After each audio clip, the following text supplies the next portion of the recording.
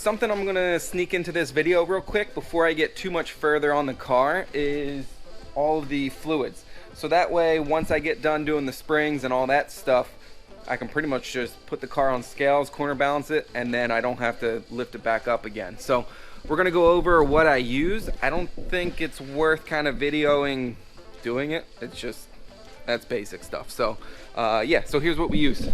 So Mobil 1, regular Motorcraft oil filter, nothing special there.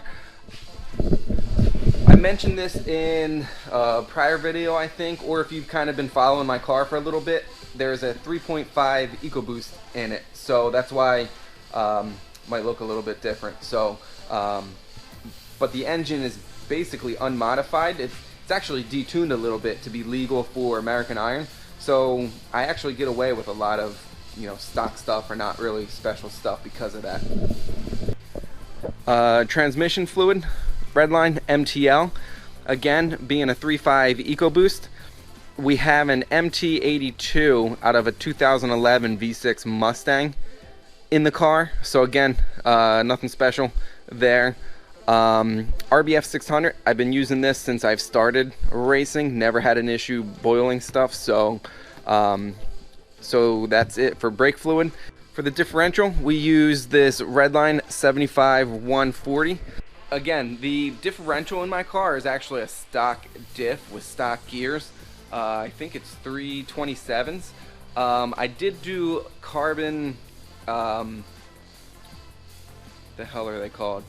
Clutch pack? I did do carbon clutch packs in it back in 2012, I think. But otherwise, it's a stock rear end. So again, nothing fancy there. So yeah, so we're just gonna swap all these fluids out while it's up in the air. And that's about it.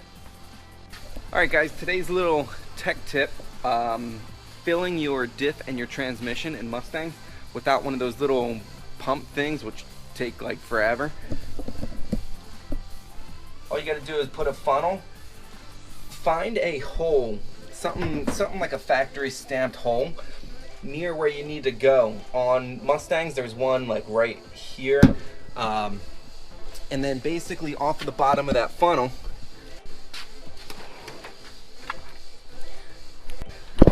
so it might be a little hard to see, but there's the bottom of the funnel.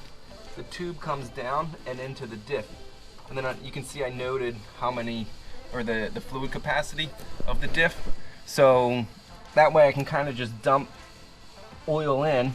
There's a little low spot, so it kind of gets stuck right there, but when you dump more in, it'll push through. So, you know, so this way all I got to do is kind of just top off the funnel. What would make the setup really nice is if the funnel were larger, but it's kind of what I had. And you could do the same thing with the transmission as well.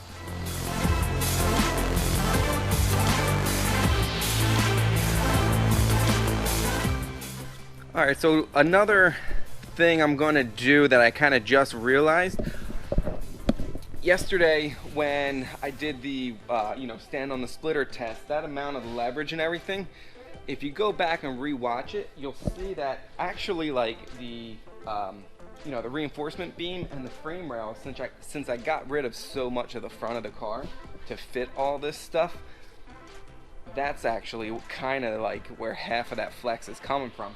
So what I'm going to do is I kind of like mocked it up over here.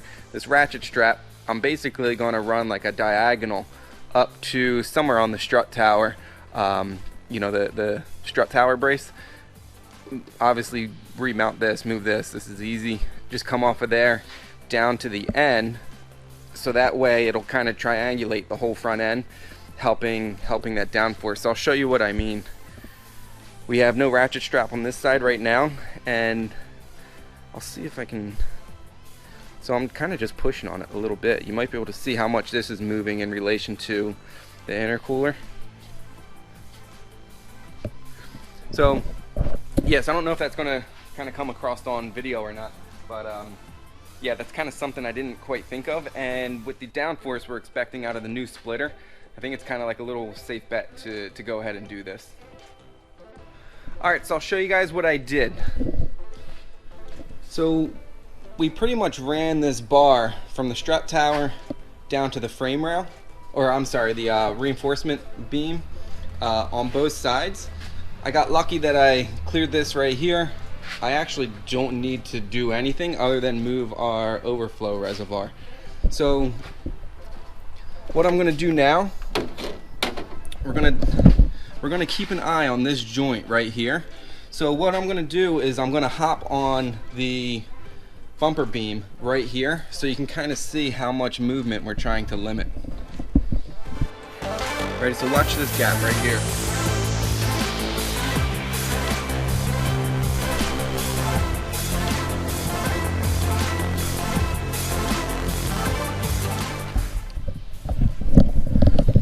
And that's only with my weight on it. I'm about 170 pounds, so you know, 800-900 pounds of downforce, it's going to be, you know, amplified by that amount. So what we're going to do is just run some bolts through them, and that should be good. You know, they only have to hold weight and tension, so we can get away with the, you know, 1/2 inch square tube like we used. All right, so you can see that we are bolted up on both ends, and we're going to redo the you know, quick little test where I'm going to stand on it right here, and we're going to see how much movement there is. So again, we want to be looking right here. Okay, I'm jumping on it.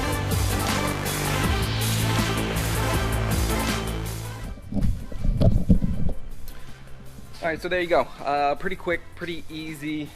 Added maybe 2 pounds to the front of the car. So that should definitely help shore up the front. Any flex at this point would be in the splitter. But now if we run splitter rods from the reinforcement beam down to the leading edge of the splitter, that load is transferring all the way up to the strut towers. So yeah, all right, now back to kind of regular. We're going to be doing the rest of the fluids and all that stuff. All right, so after some tinkering, kind of a lot, I tried fitting it almost back up where it was. It wouldn't fit on the inside because the radiator duct comes up this way. I was almost able to like sneak it back in here, but couldn't quite fit there, so ended up with it all the way down here. It's forward, so I don't really like moving the weight forward, but it is lower than where it used to be. And keep in mind, it's not the expansion tank, it's just the overflow, and the inlet is on the bottom. So once the pressure builds up and fluid gets pushed out of there, makes it into here, and then once there's suction, when the engine cools down, it'll, just like a straw, suck back up through here. So it doesn't need to be the high point of the system. This needs to be the high point of the system. Took a little bit longer than I wanted, but that's all good. I was able to find, as you saw, some steel braided line. That's kind of overkill for this, but I had it laying around, so that's what I used. So yeah, so now, what the hell am I doing now? Crap, I gotta go look at the list. Let's see what's next.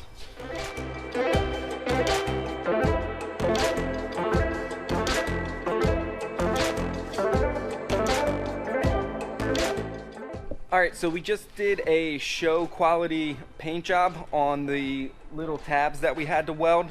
If you see my car at the track, it's obviously a joke. Hashtag I'm a shower, not a goer. So yeah, on to oil change. No, oil's done. Brake fluid, diff is done. We got to fill the trans, and that's it.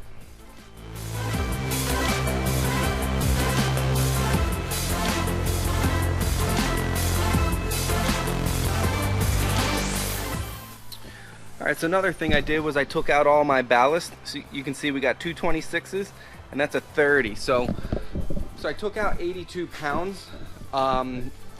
If for those of you who are unfamiliar with ST and AI rules, American Iron, a non-ABS car is allowed to be 8.5 to 1 horsepower to weight ratio. ST2, depending on how you work out on points, I happen to break even, I'm allowed to be 8 to 1. So removing that 80 pounds will get me a little bit closer to that 8 to 1, but I'm still going to be a little bit underpowered. But kind of is what it is. I'd rather be out there having fun than worry about a couple horsepower. So yeah, one more thing checked off the list. All right, so next thing on the list is we're gonna bleed the brakes. This is another one of those things, kind of like the battery powered impact, that if you're just getting into racing, or even if you've been into it for a while and you don't have one of these things, it is worth its weight in gold. Saves so much time, makes bleeding the brakes a one-man job so much quicker and easier. So yeah, we're gonna bleed them real quick, and then that's it for fluids. All right, so once you have the cap on, there are different caps for different master cylinder, I guess whatever, like the tabs that kind of lock in. There's universal ones, but I only use it for my car, so I got the one specifically for this. Fill this up.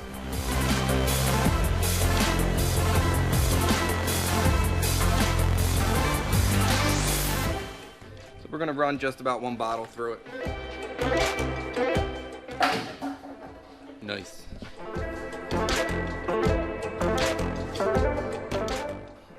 So you're supposed to pump it up to about 15. You can see the fluid kind of starting to go in. As long as this is an airtight seal, and you can see where our fluid level is here, as we crack the bleeders open and this lowers, it's just gonna pull more in. You don't gotta worry about sucking air in.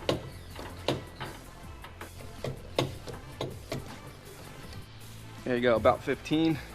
The little pickup tube is on this side, so I kind of want to leave it tilted towards that way. However I can kind of get that to happen. There we go. Alright, so once you get this line hooked up, just simple as cracking the bleeder. A few tiny little bubbles came out. They may not show up.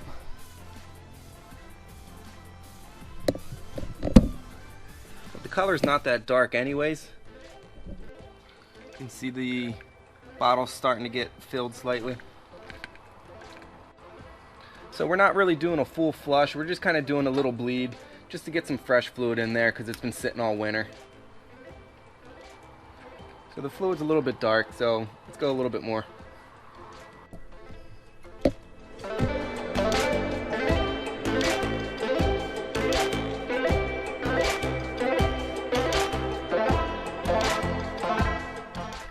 Good enough for that one. So the other thing, if you notice, we're starting at the right rear. This is a non-ABS car, so generally you start furthest away from the master cylinder. So we go right rear, right front, left front. Check your car, because certain cars with ABS or newer cars may be a little bit different. So knock out the rest of them and yeah, be good to go. Alright guys, so here's the fluid that came out. You can see it's pretty dark, pretty nasty. So I'm gonna do all four of them, just go around the car one more time.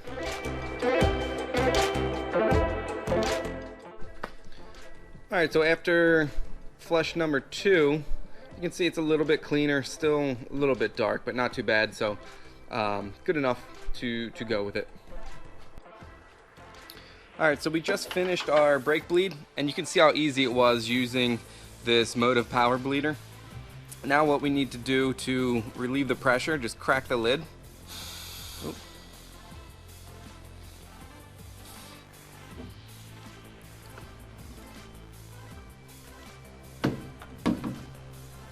Some will be stuck in the line. Something you'll notice, see this little silver Sharpie line? There's a silver Sharpie line right here as well. I did that because sometimes it's a little hard to know how much you have to turn it to come back off. So that was actually really easy. Sometimes you got to wiggle it a little bit, but that one was good. So that's it. We're done our brake bleed. Alright, so one of the very last things we need to do is put our splitter biscuits on it. We did this one in a prior episode just to kind of keep the two halves even. We already foil taped it, and then we're just going to do one kind of right in line here, and then one, I don't know, just somewhere around here. If we end up scraping way out on the side, we could always just add one later. So yeah, let's knock these out.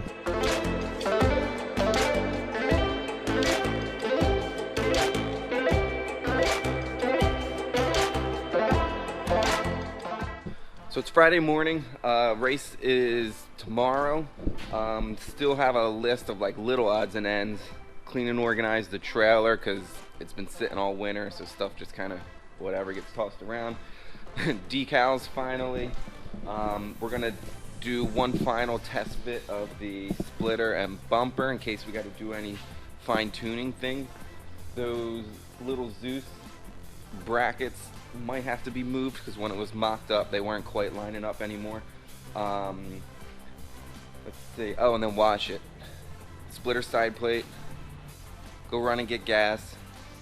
Make it to the track to get my annual inspection. Finally clean up the shop. It's an absolute mess. So what I like to do is clean the shop, get all the tools away because that box over there gets rolled into the trailer, so that way I don't leave any tools here in case I need them at the track. I think that's it. So yeah, not too much to do today. Alright, so the splitter's on the car. This is the first time the splitter's been on the car on the ground. Went on pretty easily, had to run a drill through like one of the holes just to get it to slide in easier. We have to do the one other side plate. You can see it's not on this side yet, but what we're going to check right now is the ground clearance. So if you remember a vlog or two ago, I was talking about the height of my tires with the two 2x4s on top of it gave us what I felt was our perfect ground height, and we're shooting for 3 inches, give or take maybe an eighth. So let's double check that now that the car is on the ground. You're going to get sideways for a second.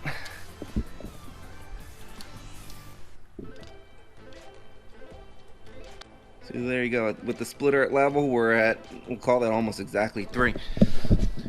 So yeah, so that just goes to show, you know, spending that time earlier, you know, making sure our car was jacked up level, making sure all of our measurements were good, paid off now because we don't have to adjust it. We don't have to tinker with it.